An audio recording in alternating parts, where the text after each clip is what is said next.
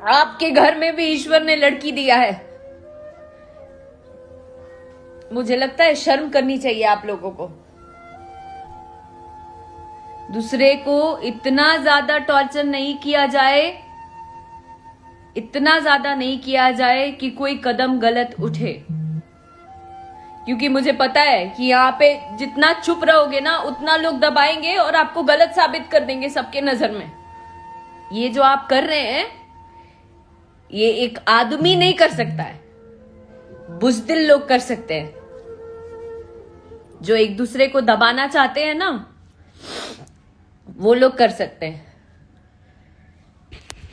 क्यों? आप में दम नहीं है क्या? आप में दम नहीं है क्या सामने आने की? दोस्तों, आप सभी तो जानते हैं कि भोजपुरी इंडस्ट्री की उभरती हुई सितारा आकांक्षा दुबे अब इस दुनिया में नहीं रही, जिसको लेकर अभी आपने देखा कि अक्षरा सिंह उनके लिए काफी बेचैन थी और रोते हुए लाइव आई थी। तो दोस्तों, अगर आप भी आकांक्षा दुबे को अभी तक विनम्र श्रद्धांजलि नहीं दिए हैं तो प्लीज हमारे कमेंट बॉक्स में रिप आकांक्षा दुबे या भगवान अपने चरणों में आपका स्थान दे, ऐसा कमेंट बॉक्स में लिखकर एक जरूर कमेंट कीजिएगा। धन्यवाद।